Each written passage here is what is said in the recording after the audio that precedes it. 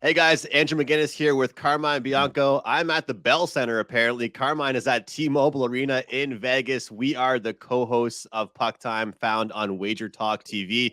And Puck Time is almost here, and hockey season is almost here. We are here to give you guys some previews on some teams and some under and over projections for their season point totals. Carm, I'm excited to talk hockey, man.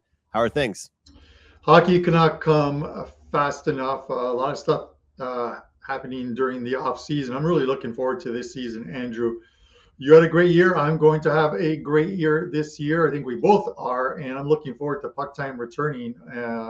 We have a lot of faithful viewers and followers, and they're itching to get going just the same as we are. We always talk about this on the shows, but buying one daily pick, whether it's 3%, 4%, or 5%, or 3 days, 7 days.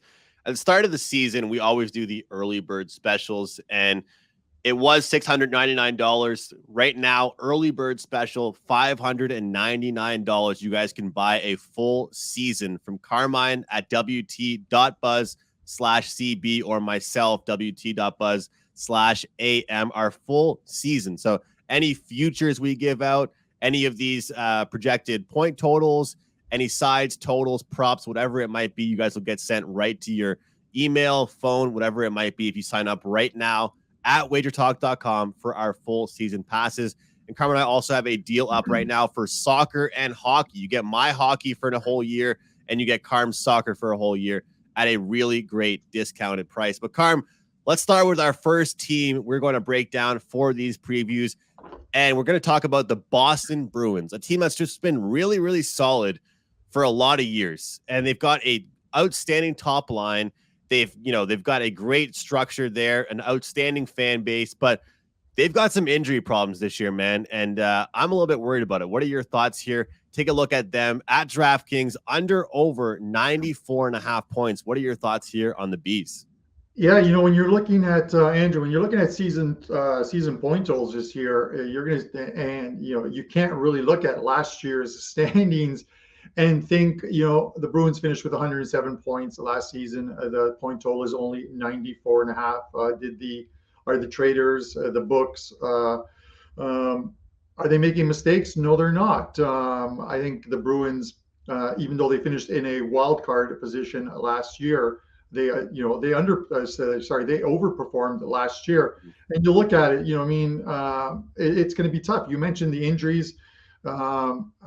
Obviously, some people gone on the team this season. They've done, a couple. You look at their off-season acquisitions, and there haven't been a lot. David Krejci's back with the team. He's obviously going to fill in that center role.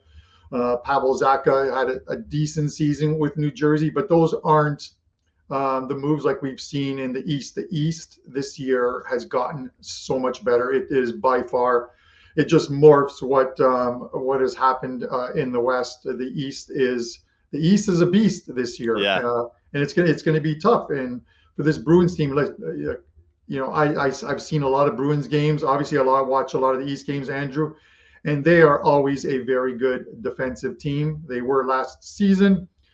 It's a little different this year, though. This is a team that you're going to have to score goals in the East. And this is a team that last season they were 15th. They averaged 3.09 goals per game.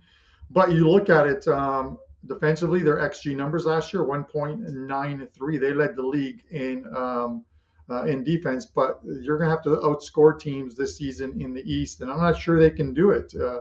At 94 and a half points, it seems tempting. They're tempting you to take the over. I'm leaning under for this season. If nothing else, this is the problem with them, Andrew. You talked about injuries, and I'll make this quick, is you've got to get off to a good start in the East. You look at the Islanders last year. What happened to the Islanders? Started with 13 games on the road, came home, COVID factors.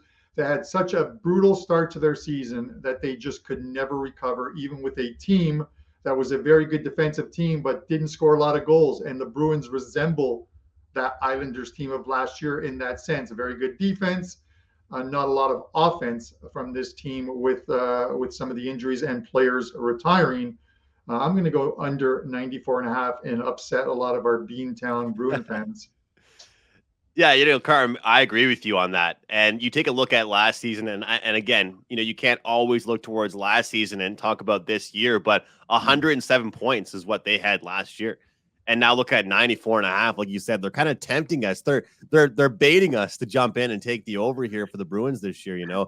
But I think it's very justified for this significant drop off. And you talk about how they were so solid defensively. And no Charlie McAvoy for the start of this year, no Matt Grzelcyk. That takes away two really key defensemen. And one thing that I talk about all the time on Puck Time, and I feel like I just kind of am a broken record by saying this, but in hockey, for me, I think depth is one of the most important things. And that number one line for the Bruins, what do they call it? The perfection line. Perfection line. Yeah. I mean, Brad Marchand is going to miss 6 months. That perfection line, it was not going to be perfect without one guy on that line, and then you bring in David Krejci.